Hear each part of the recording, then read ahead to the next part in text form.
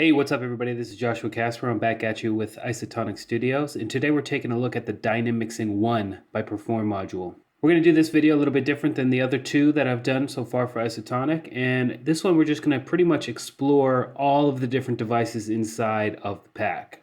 The first thing I always like to do is come over to the pack, right click and show default lesson so I can see what the developer thinks is important for this particular pack. I've already went ahead and read this, but I mean, I highly suggest that you do the same either before or after you grab the pack because, you know, it's really kind of enlightening as to what each one of these racks have been designed to do. I'm gonna go ahead and X out of that and just go ahead and start dropping some of these modules onto this group I have and see if we can't figure out what they're aimed to do. So I got an EQ8 Tone Explorer, MS, and the MS stands for mid sidechain. That's pretty standard. Drop that on the group, and I've got a rack here, 8 macro knobs, and an EQ8, and that's pretty much it. So down here at the bottom, we have some pretty standard stuff. We got a low cut, and as you can see, the mid side is being cut differently. So this dark blue line is actually the mid EQ, and if we click this right here, we can see the side EQ. So the side EQ is actually getting a steeper cut than the mid, which is kind of standard, and it's really nice to be able just to come in and use this rack instead of having to go in and mess with both of them back and forth. This is moving them both in a similar fashion, but keeping the differences intact. Mud is going to be an increase in the lower frequencies. So if I pull that low cut all the way off, you can see that the low end's really getting boosted. Sparkle is going to be the high end, and obviously high cut is going to be doing the same thing as the low cut, but to the higher end of the frequencies. Scale is going to adjust how much of the EQ curve is applied to the track. So we can go from 200 to 0%. So here it's a flat line. If I go to 100, it's going to be, the values are going to stick to what they were. And if I go to 200, it's just going to be amplified. Whatever, gain I had is going to be double that 200%. Now the Explore EQ is pretty cool because it allows you, let's put this back at 100%. It allows you to kind of, let me get rid of all this stuff. It allows you to kind of hone in on a certain frequency and then, decide where you'd like that to be boosted or cut. And it's just really a nice way to add a little bit of sparkle, add a little bit of shine, or get rid of some mud if that's what you're looking to do. The Tone Explorer 8 is the same thing, but in stereo mode instead of mid-side. So the sides and the mids are going to be cut in the same fashion as opposed to differently. Nifty EQ, let's check this out. Here we're looking at something similar. We got an EQ in here. Let's see. Okay, we got some pretty intricate mapping going on. Sub lift is going to lift at that subby low end right there. Low mids boost. As you can see, it's actually boosting up and moving to the left. So that's pretty neat. High mids boost is doing the same thing. It's lifting up and moving to the right. And presence lift is going to be moving the upper frequencies up. So if I pull this down, you can see that sub is boosting it like that, and the presence lift is boosting it over there on the high end. Low cut, pretty self-explanatory. High cut, pretty self-explanatory. And I think this is going to, adjust the decibel cutoff shelf. So right here, we're looking at, I think it's 6 dB. I don't remember exactly. It's 12 dB cut, and if I crank this up, it's actually going to go to 48 dB. So it's going to be a much steeper wall right there for the low cut, and the high cut's going to do the same thing. And that's going to happen. It's only 2 states, and it's going to be switched after 64. So once you get to 64 and move, it's going to switch between the 2 different cutoff styles. The next thing we have is the instrument strip. So that's why I have a track in here. These are specifically not descriptive. They all have a kind of a similar thing. They got the low cut and the high cut, but then they also have some neat characteristics that they can add to a track, and they're all unique. And instead of labeling them like, flange and amp, they just named it blue. And I think there's a good quality to that. Like, you have to drop it onto the track and play around with it and see what it does, rather than just thinking, oh, I don't really want a flange. But after you drop it on the track and play with the knob, maybe you decide a flange does sound a little bit good. So let's just go ahead and listen to the track and play with some of these macro knobs to see what's going on.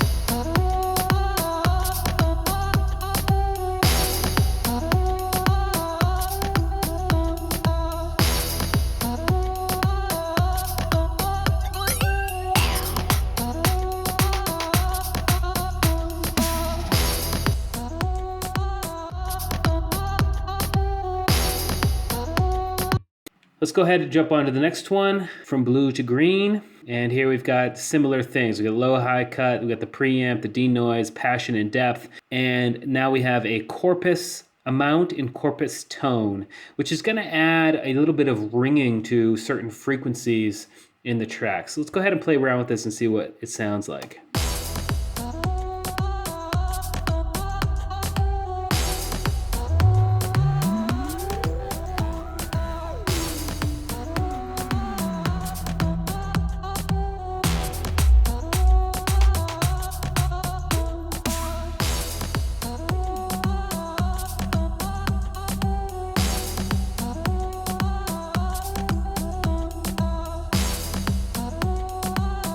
So as you can see there, it's actually added what sounds like toms maybe to the actual rhythm of the drum track there, or that range of frequencies. And I think that's pretty cool. These might not be the best on the full track itself, like what I'm doing here, I'm just dropping it onto the group, but maybe something like this might be better on just, say, the percussion line or something like that. But moving forward, we got the indigo, and here we're looking at a delay, it looks like.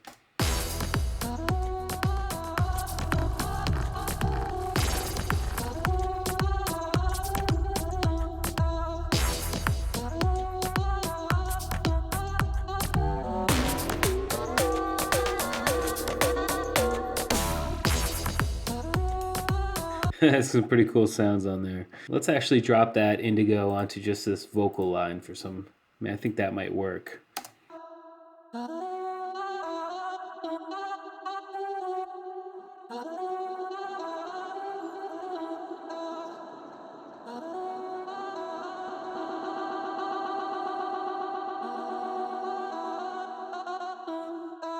That's the indigo. Let's check out this orange one. Again, we got a vincoder, which I'm guessing is going to be the vocoder device, and again, some delay. Let's drop that on the vocal lead again and see what happens.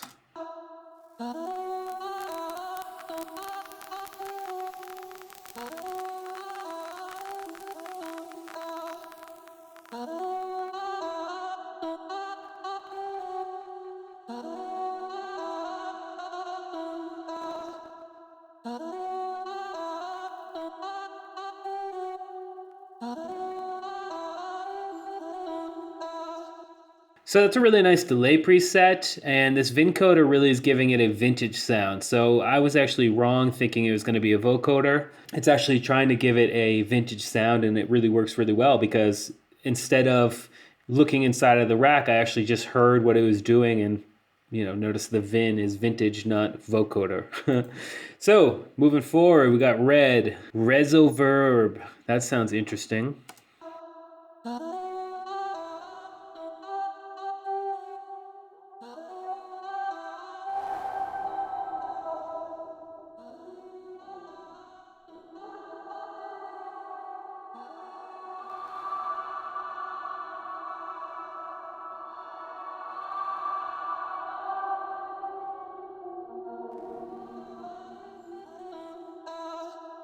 That's really cool. And you might notice that I'm kind of staying away from opening up these racks, because they're all made with Ableton Live devices, and if I open too many of them, people will just start making them by themselves. I think it's better if we just get a sense of what the racks do to the audio than exactly how they're made. Let's check out the violet.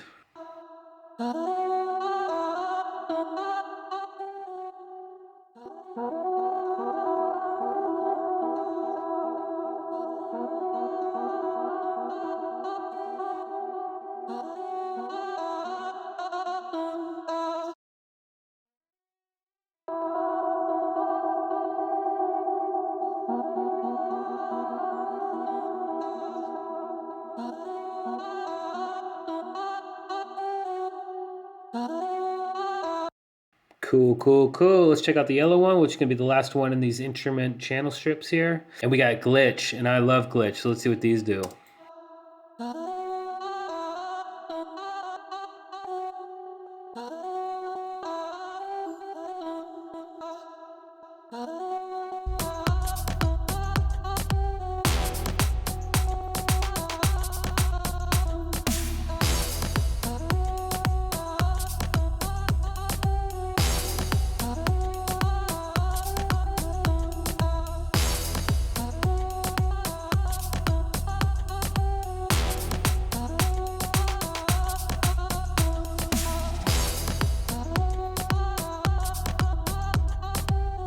Pretty cool, man. They'll definitely be able to tweak some of those and get some nice fills and repeats that are a little bit different than just that same loop over and over again. Really cool with that yellow one there. And the last thing we're going to do is check out the mastering and mixing set here. Brainless hybrid compression. This one's actually pretty cool. I checked this out earlier. This is going to compress your track, and it's either going to be a fully digital style compression or a fully analog style compression, or you can actually go in between the two of them. So I think that's pretty sweet.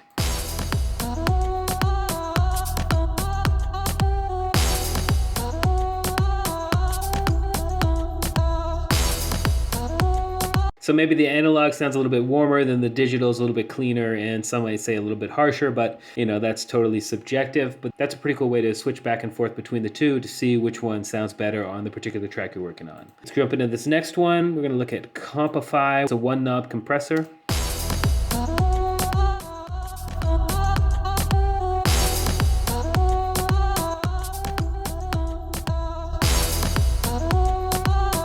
Pushing the sound really nice. It's not getting too harsh until we get too far on the knob here. Next one, we're gonna look at Dynamify. Again, it's gonna be, it's looking like a 3-band compressor of some sort, and we can compress these different bands differently, and we can also adjust how much of the signal is getting compressed, so we can go parallel if we want. Quite a lot going on right here. Let's see what it sounds like here.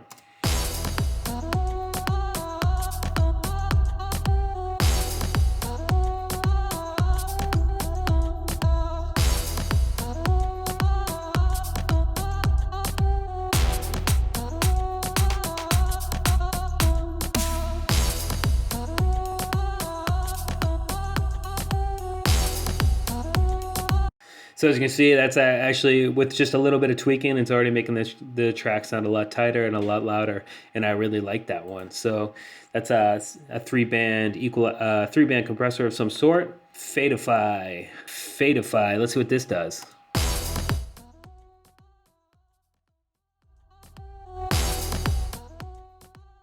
Let's open this one up and look at it, because, all right. This is essentially just a utility gain control here. Gateify, it's going to be some sort of gate, obviously.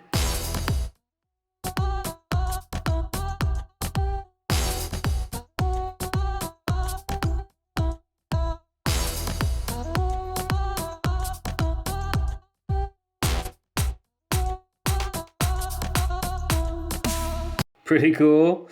Gluify is, I'm guessing, hinting at it's going to get a glue compressor inside of it.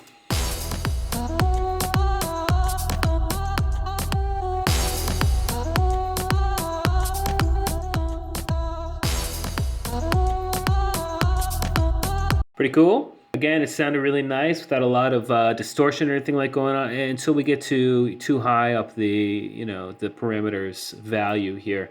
But there's definitely a sweet spot for this particular track around 80. But that's really nice that this one knob is controlling a number of different parameters, and it still sounds really good up until we get too far into the compression state. But we can rest assured that the value mapping is pretty good, because it sounds pretty good, just like the other one did there, the Compify. Side rump. Now I have no idea what this is, so let's just crank that knob to see what happens.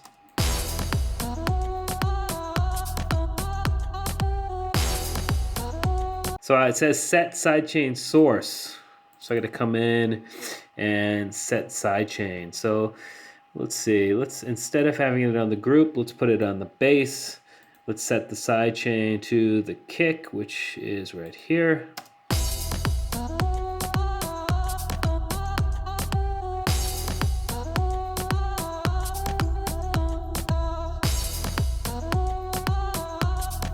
Oh, I didn't put it on the bass. I put it on the brass. My mistake.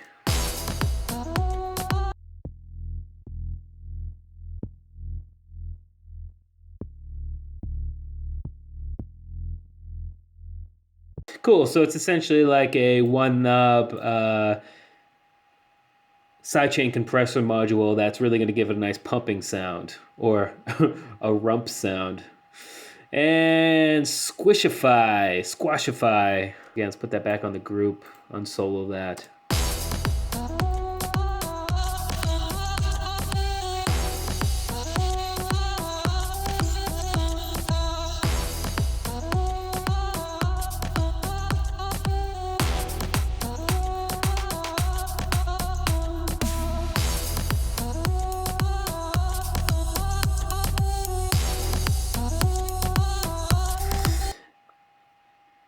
Okay, so I want to make a couple of notes for you guys. When you get a pack like this that's got user-made intricate effects racks or instrument racks, it's always kind of a good idea just to really crank from 0 to 100% to get a better idea of what's happening to the sound, and then maybe go all the way to, you know, for instance here, high squash 127, and really understand what's happening, and then slowly go back down. That's just a good way to do it, especially when you're mixing and mastering and adding, you know, little intricate things to your mix and the overall sound. That's just a good way to do it, because sometimes the ears will get tricky when you're making small adjustments to the audio. Another thing is you always want to just come into the rack and look and see what kind of devices are inside of it. Here I got a multi-band Dynamics, and it's good to know what's inside of it. Sometimes you don't always need to know. If you just tweak a knob and it sounds great, then you're good to go. But don't be afraid to get inside of these racks and kind of see what's going on and see what this time scaling is actually moving here. We got it right here. Another way to really see what's going on, especially when the racks are really involved, you got racks inside of racks inside of racks, is hit that map mode.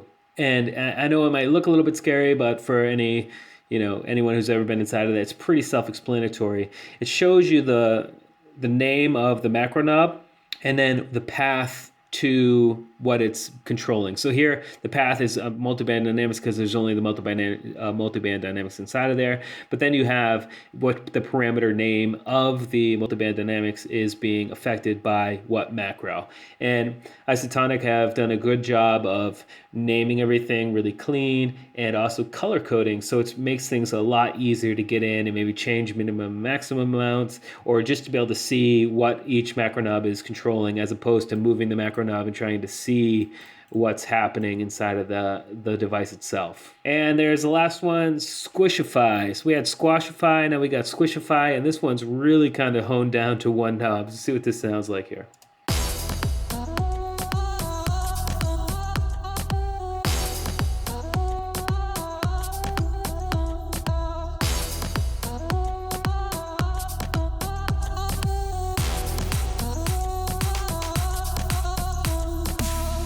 Again, we just got a multi-band dynamics that's being processed, and look, it's moving all three bands at the same time. It's moving the amount, it's moving the frequency, cutoff points, or the frequency split points. It's doing a real lot, just this one knob, and it's pretty cool. I kind of like it around halfway, but again, with any of these racks, each track's going to be different. Some of them are going to work better on groups, some of them are going to work better on master buses, some of them are going to work better on individual tracks, but that's for you to decide. This video is just kind of show you each one of the racks and kind of get an idea of what is going on, but I recommend them. Check them out. Isotonic Studios. We'll see you next time. Peace.